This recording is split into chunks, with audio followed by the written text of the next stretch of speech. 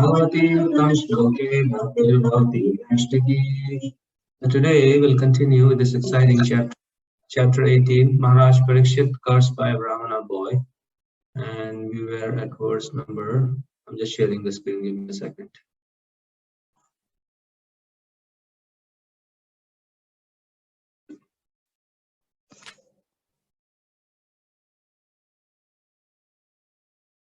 So what did we talk about yesterday? We spoke about the value and the power of association with devotees, right? Yeah, so how a moment of association with the devotee can award all perfection. Sometimes it may seem like it's a hyperbole, but what do you guys think? When we hear these kind of statements from Bhagavatam, yeah, just want to hear back from you guys. What do you think about this statement? I think this was the last verse. The value of a moment's association with the devotee of the Lord cannot even be compared to the attainment of heavenly planets or liberation from matter. And what to speak of worldly benedictions. Amrita, what do you think?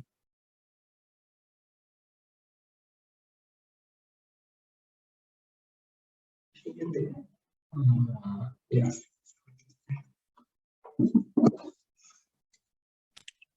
Hare Krishna, did you ask me? Yes, yes. Yeah, I think in the moments association, like we've seen, through the Bhagavatam, can make so much difference. I think association with devotees is definitely, one of the top things that, keeps coming back in the Bhagavatam.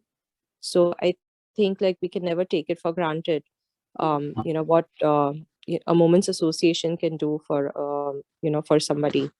So I think in that sense, we can also be instruments, similar to that.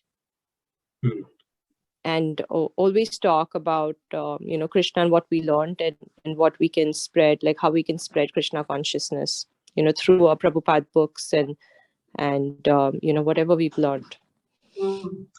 Yeah, it's true. Actually, I was just thinking that Krishna, it's the association, and I think the entire process of Krishna consciousness is really meant to teach us how to be in the association of devotees, so that we can get the maximum benefit from the association of devotees. And right there lies in our entire culture of Krishna consciousness. And one time, Radhika Raman Prabhu, he made this point. He said, Krishna association of devotees is not the way to Krishna consciousness. Association of devotees is Krishna consciousness. And so, when we start seeing that this is it, and sometimes these statements may seem, like you were saying, kind of inflated a little bit, But when we think about it, what's going on in the spiritual realm, all the devotees of Krishna, they create these tiny little cohorts, tiny little groups. When they come together, all they do is they talk about what Krishna just did, and they interact with each other, and then one gopi will say, oh, you know what Krishna has done, and then the other gopi will share her realization, and then so on. And it's exactly what's going on in the spiritual realm. They have so much love and appreciation for each other as they engage in this Krishna Katha. It's time to reflect, why is the moment of association with devotee so powerful? Because devotee association means direct association of Krishna. And when we associate, just like if somebody has been in darkness for a long time, and what does it take to remove that darkness? Just a moment association with the sun. Just a moment, and all the darkness is gone, right? And so similarly, a moment's association with devotee is so powerful, because through that moment, actually Krishna comes just like a sun, he completely appears in our heart, and it's permanently planted in our heart. It's not like it's like a moment is gone and then the impact is gone. It's not like that. That moment is permanently planted in the heart. And there are so many stories where devotees see another devotee doing chanting on the streets, or just see a devotee walking by and nothing else, and that impression stays with them for the rest of their life, and it brings them back. Yeah, so many stories like that with Prabhupada, just by seeing Prabhupada, and we have this very famous story which we've already narrated about the stewardess. All she did was just take a handful of puffed rice from Prabhupada's plate, and then years later, ended up becoming a devotee. And even with Prabhupada, we may see, oh, Prabhupada is a pure devotee, so his association is very powerful. What about somebody who is not at that level? but even it doesn't qualify. This verse doesn't qualify what level of devotee. It doesn't say pure devotee or very advanced devotee. It says moment association with the devotee of the Lord. That's it. So any devotee can provide that portlet for the spiritual world. Anyways, this is a very beautiful verse. Kunamatrippe drasavit kathayam mahattamekanta parayanasya nantam gunanam agunasya jagmur yogeshwaraye bhavapadnamukhya.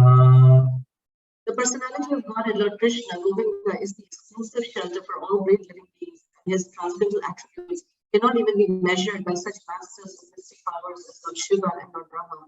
Can anyone who is expert in relishing nectar, rasa, ever be fully satiated by hearing topics about him? As I was reading this, what really struck me is this idea that this is a saying that at our level, the way this might manifest, the satiation, is that I've heard it number of times. I know it. It's the same purport. Prabhupada's repeating the same thing over and over and over again. So this is actually our satiation. And so, one thing that we can perhaps do is we can step back and say, what we are seeing, what we are experiencing, what we are understanding is simply a very small part of what needs to be understood, because Krishna is unlimited, and our understanding of Krishna is, for me, the way, what helped me a lot was, again, I think in the realm of music. The great masters, after spending their whole lifetime being recognized as the greatest master. There was one particular story when a great teacher of Hindustani classical music, as he was leaving his body, he said, "Now I understand how I'm now beginning to understand how you actually sing the third note in the scale." So, then that hit me. I was like, if after this is just mundane knowledge, and after spending his whole lifetime, and this is within that mundane knowledge, there's just one aspect. Nobody really thinks much about the third note. So then what to speak of spiritual knowledge, which is by definition unlimited and fathomless and inconceivable. So I guess I really like the statement, how it is put here. Anyone who is expert in relishing nectar, ever be fully satiated by hearing about topics. So if you are feeling satiated, that means either we have not developed any taste for relishing the nectar, or we don't know what nectar is, or definitely we are not an expert. So, and this happens as we are progressing in spiritual life, our hunger for hearing about Krishna should increase. That's like when somebody is recovering from jaundice or any kind of disease, then the way in Ayurveda they find out, okay, determine that this person has recovered. I remember my grandmother would say, okay, now he's feeling hungry. So now the person is recovered from the disease. So our hunger for hearing about Krishna should increase. And that will be followed by our hunger for speaking about Krishna. Actually, I was just remembering how Vaisheshika Prabhu, he always makes this point that, the effect of a good reading is that you will go away with more questions than answers. And I find that to be so true, that the more we know, the more we think we don't think, we know, the more we know that we don't really know. And as a result of that, what we have are so many questions. But unlike in the material realm, where questions means ignorance, in the spiritual realm, questions are a portal that actually takes you into a deeper place of understanding. And then suddenly you realize, oh, I never thought of that. And then you ask a question, and this is Bhagavatam. Devotees are asking questions, and with each question, there is greater understanding. There's greater relish of this, the taste of Krishna. And it's also not a state where we are trying to find the answers to all the questions. We don't want to find answers to all, because we want more questions to come, as you're saying. We don't want all the answers, because once you, and of course there's not, you'll never find all the answers. Because Krishna is unlimited. Krishna is unlimited. Krishna is always full of surprises. And then one answer you may get, and then that answer may be partially correct, and you'll learn something more. Tanno bhavan me bhagavat pradhano mahatta ekanta parayanasya hare rudaram charitam vishuddham shushushatam no vitanotu vidwan. O Sutta Goswami, you are a learned and pure devotee of the Lord, because the personality of Godhead is your chief object of service. Therefore, please describe to us the pastimes of the Lord, which are above all material conception, for we are anxious to receive such messages. It's very interesting that these kind of statements from the sages has appeared already many times in the first canto. This is not the first time that they're saying that you are expert in explaining this. We are very hungry and very anxious to receive it. They are not just eager, but they are actually anxious to receive such messages, not just for their own benefit, but for the benefit of everybody, all the living entities. Because when we hear Krishna's message, we may think that, okay, just for my benefit. But that hearing actually, when it goes into us, it actually benefits everybody else, because that hearing is going to come out. Krishna is not somebody we can keep captive in our heart. When he goes in, he comes out with greater force, and he just radiates. I was just really marveling at this word anxious here, because we are anxious. Why would a person be anxious to receive this message? What would be the state of consciousness of a person who's feeling anxious to receive these messages? What is this anxiety? Is it an anxiety? Is it a longing? Is it, what is this word? What is the Sanskrit word for it? That's what I was trying to look for. Looks like Prabhupada has That's Prabhupada's translation. Yeah. Yeah. But it's very interesting, right? Okay, shushushatam. Those who are receptive, shushushatam. That it can be translated in many ways, but Prabhupada has translated as that. You're anxious. Anxious. And Prabhupada, I think the way he's describing it is that the audience for such topics should be anxious to hear about them. Right? Which means that there's a longing. And then, because when you're anxious to hear about, say, if you have some issue, right, and you call somebody customer service, and they say, okay, give me a few minutes, I'm going to come back to you. Then you're like waiting on the phone anxiously, right? Okay, this person is going to come back with some solution. So when we are anxious about our material existence, we want to hear about Krishna, so that we can come back to our natural state. That anxiety, I want to come back to my natural state. It's again a hunger. Yeah. It's again existential. It's an existential hunger. Yeah. Right. That I'm experiencing this anxiety, and when I'm experiencing this anxiety, how much more will I be? Like, say, if my life hinged upon it, right? And if I do, that would just really, really be wrapped in attention. Like, okay, this is what's going to save me, right? So that's the anxiety. I like that. All right, so let's continue. So Prabhupada is talking about these professional speakers. You may not have seen so much in the US, but in India, there are these professional speakers on Bhagavatam also. And they come and speak for a week, and they collect a lot of money. And neither the audience is anxious to hear, and neither the speaker is anxious to speak about Krishna. They're anxious about the money. They're anxious about money, and the audience is anxious about, like, making a show that, okay, we are like such hearers of Bhagavatam. Save Mahabhagavata Parikshit Yena Pavargakyamadabrha Buddhi Yanena Vaishaki Shabditena Bheje Kagendra Dvajapadamulam. O Sutta Goswami, please describe those topics of the Lord by which Maharaj Parikshit, whose intelligence was fixed on liberation, attained the lotus feet of the Lord, who is the shelter of Garuda, the king of birds. Those topics were vibrated by the son of Vyasa, Srila Sukadev. So it's interesting that he wants to hear those topics because of which Maharaj Parikshit attained liberation, attained the lotus feet of the Lord. Right? So this is again walking in the footsteps. Okay. What are they hearing? They are qualifying is that they want to hear the topics that were vibrated by the son of Vyasa, not by anybody else. It's about emphasizing the importance of bona fide hearing, hearing from the right source. Hearing from the right source, but I was also thinking that it also indicates, like, for example, very recently we started reading to Mukunda Maharaj once a week. He's our spiritual teacher, and so once a week we read to him. And for us, what really attracts us, like, oh, what is he reading? What is he relishing? And it gives us a portal, like, oh, okay, this is what, so I was just thinking about that, he wants to hear that which Maharaj Parikshit is hearing. Because that hearing is meant to attain the lotus feet of the Lord.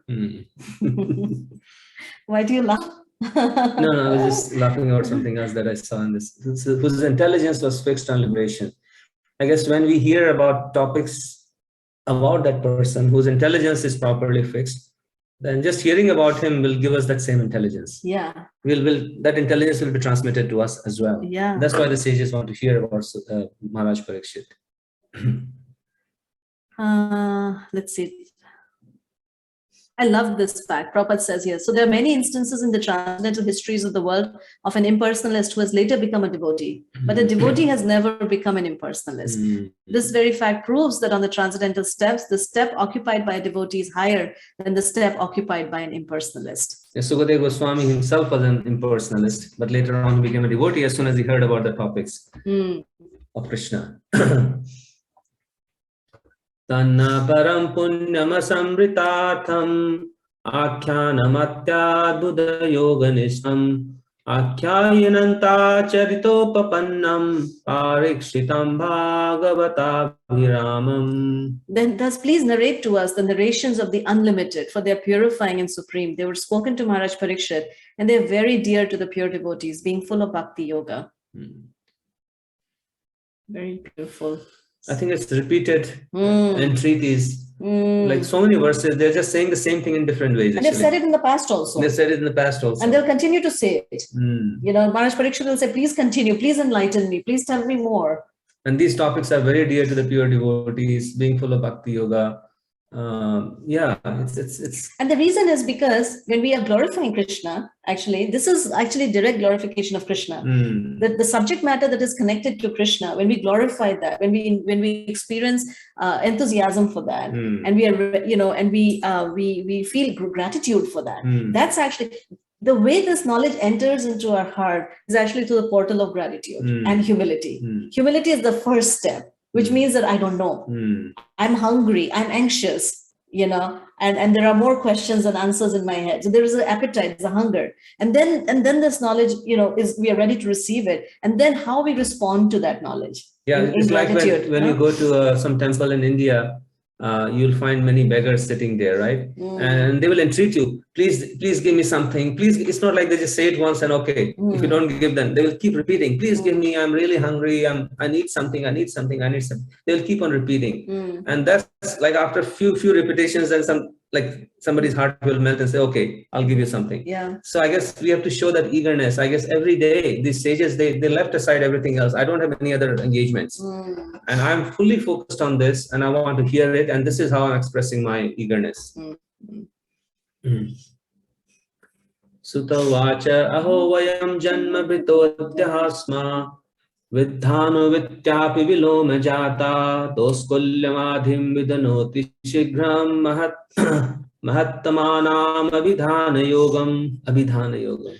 Sri Sutta Goswami said, oh God, although we are born in a mixed caste, we are still promoted in birthright simply by serving and following the great souls, by serving and following the great who are advanced in knowledge. Even by conversing with such great souls, one can without delay cleanse oneself of all disqualifications resulting from lower birth. Like I was saying yesterday, I always marvel at the fact that even though these great devotees, they all know that they're not this body, but they always seem to highlight that part about themselves. I'm just a woman, I'm an unintelligent woman, I am just someone from a mixed caste, I am just a son of a low birth, I'm a son of a Brahmana, I am born in a demoniac family.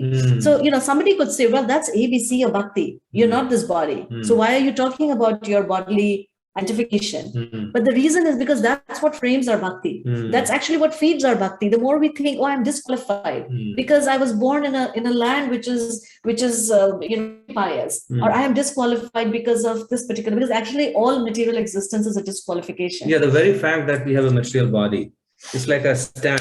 Like when we enter a country, on the passport they put a stamp, immigration stamp, right? Okay, you are authorized to now stay in this country. This is it. So similarly, this body is a stamp that, okay, you got an entry into this material world, this is your stamp. And now, I mean, what is there to be proud of? What is there to be proud of? And so the devotees, they're taking that.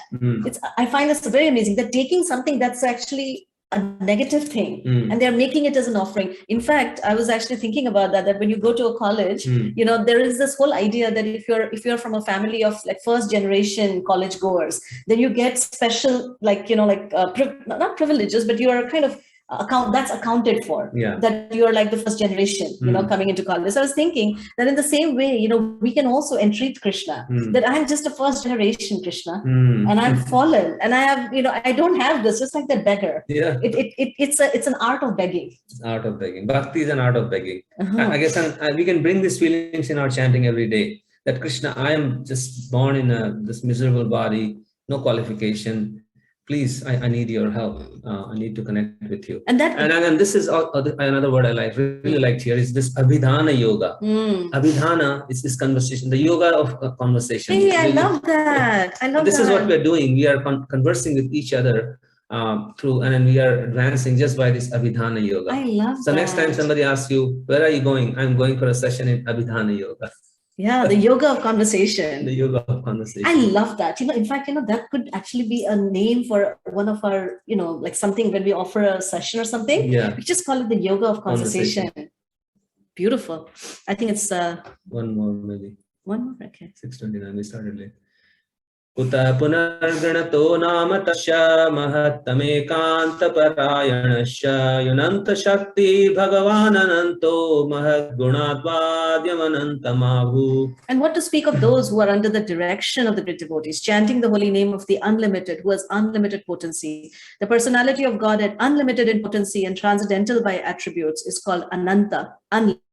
The personality of God at unlimited in potency and transcendental by attributes. That means he has qualities. Sutta Goswami is actually, this is the humble attitude of the devotee. He's saying, I am not qualified to speak about this. But a person like Sukadeva Goswami is really qualified because he's and I'm just speaking under his direction. Right? So this is you get the qualification by staying in the direction of the devotee. And then the chanting of the holy name, we can experience that. The unlimited potency in the chanting, that's unlimited, supreme that we are trying to approach, we can actually approach. By the chanting. I was just thinking that, also like, for example, we see this, like Haridas Thakur. In the material realm, we get so riled up. Oh, because he was from a certain background, he was not allowed to go into the Jagannath Puri temple. Or, because of this, he was, like just like when we went to Udupi and we saw that there's this devotee who was not allowed to go into the temple. Tukaram himself underwent so much persecution, right? But we see that actually, through that, they're able to approach Krishna in a much deeper place versus a person who has full access. Right? Haridas Thakur could not go into Jagannath Puri, but Lord Chaitanya would personally visit Haridas Thakur. And that's where they would actually get their most intimate association. So our disqualifications, our sort of our neglect or whatever it is that we experience is actually what we want. So I think we should then look for our disqualifications rather than for our qualifications, because we collect more and more disqualification, then that is that much more eagerness and earnestness we can actually call out to Krishna. The anxiety. Yeah. We can then develop that anxiety, and we become expert in the art of begging. That's what we want to become, is an expert in the art of begging. So with that, I think we'll pause here and hear from all of you.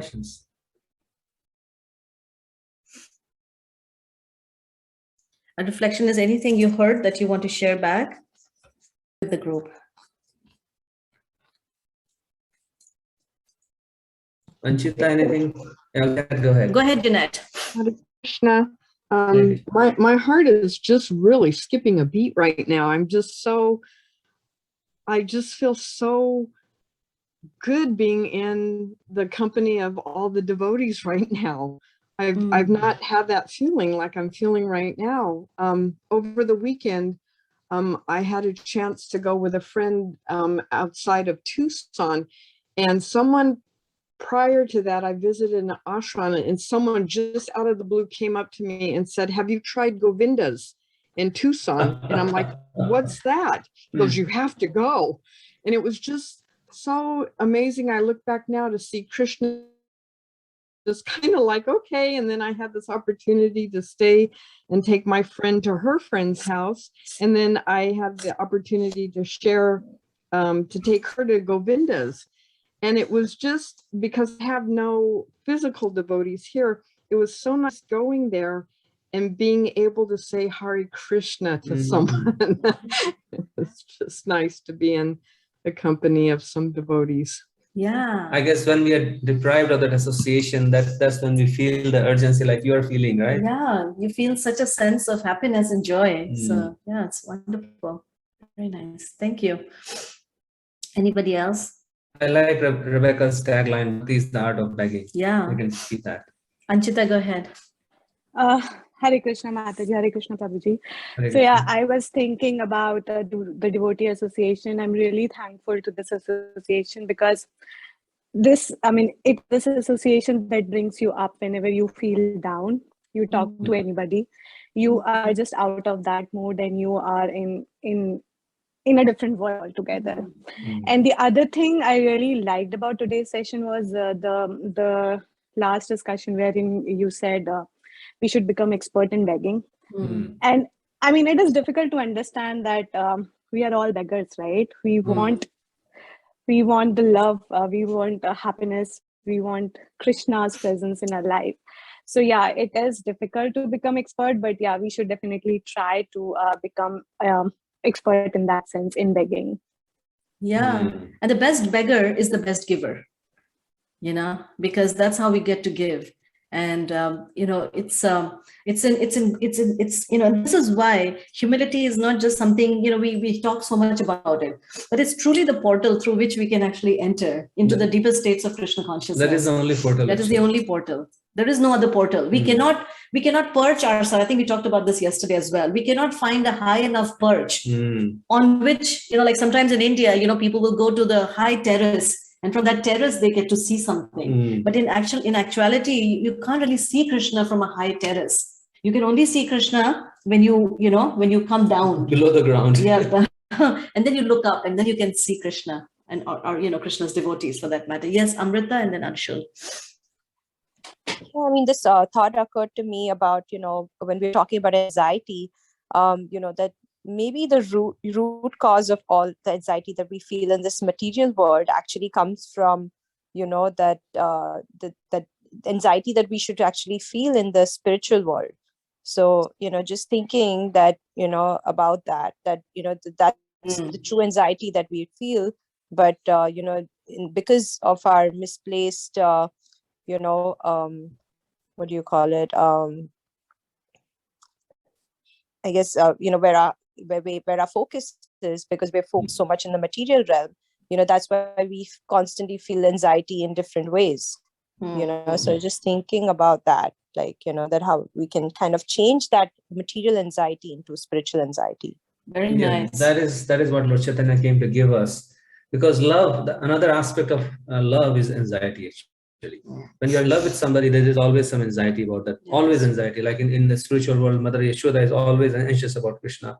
What is he going to eat? Has he eaten enough? When he comes back, then everybody is in anxiety about Krishna.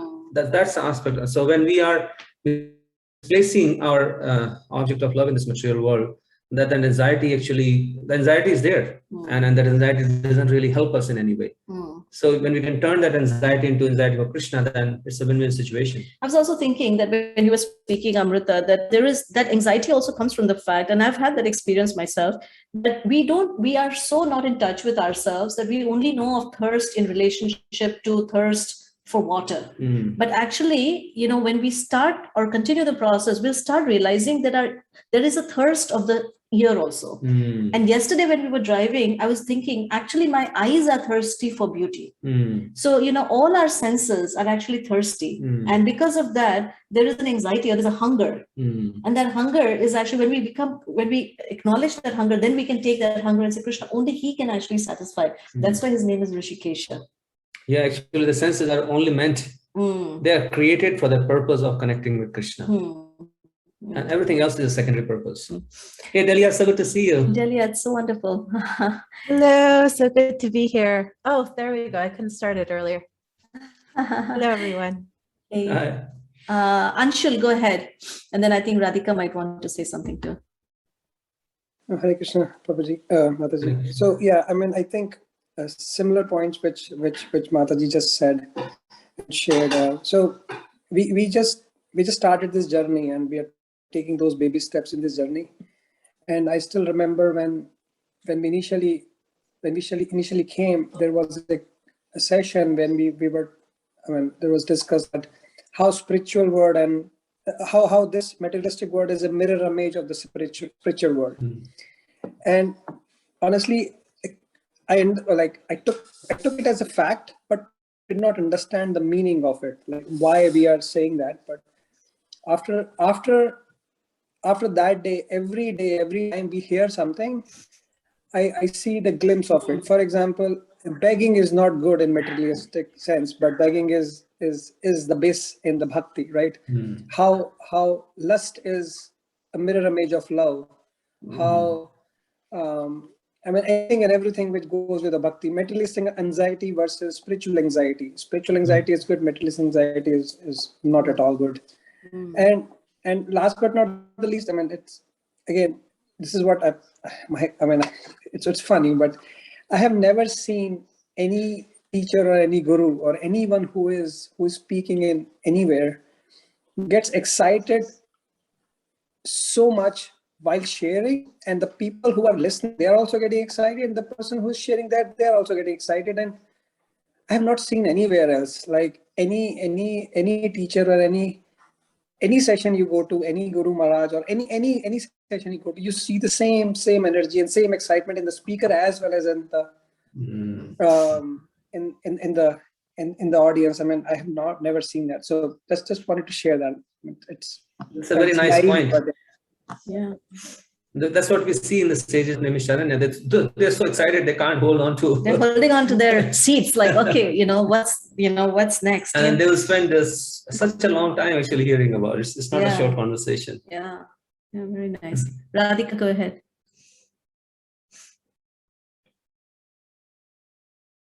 Yeah, Hare Krishna. I really like the point when you said that the devotees, they express that I am a woman, I am a Shudra, I am fallen, and to prove their humility. So I think whatever the devotee has to, with all the wherewithals they have, they prove that you are so merciful and I have nothing, and yet you are so kind to me. And I was comparing, it looks like a contrast to Brihad Bhagavatamrita, which we were reading, that when Narad Muni was going to everyone, saying that, are you the greatest devotee? The devotee said, no, I'm not the greatest devotee, because Krishna never did anything for me, right? Like, what did he do? He did do this for me. So basically, that was also an act of humility when they are not so that not accepting Krishna's mercy was to prove that I'm not the greatest devotee. So it was to actually deflate that mood in them. So anything that is to use to actually express our humility can be used in the service of the Lord, right? Like if a child says, Mom, you never did anything for me, it comes as ingratitude. But when in this case, when they are saying that, what did you do for me, right? Like, how can I say you are the greatest? So I think it's a very subtle science with a lot of emotion and like you have to feel it, right? Like how everything can be used to express humility in the heart. So just devotee actively looks for reasons for feeling disqualified rather than reasons for feeling qualified. So if we develop that habit of digging, why am I disqualified? That's it's a miracle grow for the plant of bhakti. Yeah.